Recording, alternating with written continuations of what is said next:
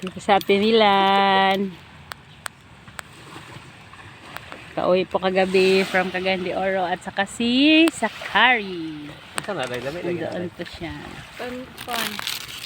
At yung isang anak ko, ay, sorry. Eldest po ako, eldest. My husband po, guys.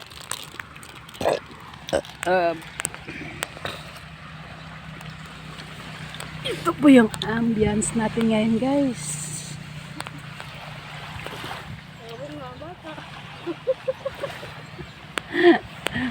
Ayaw, ana, ate. Bata, magyapon mo, papa.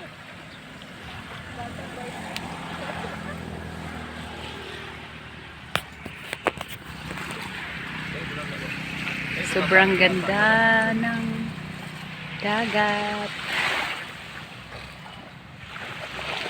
Nakaka-relax talaga, guys, pag nandito tayo sa tabing dagat. Ayan. 6 pa ng umaga pero grabe, sobrang taas na ng araw, guys. Oh.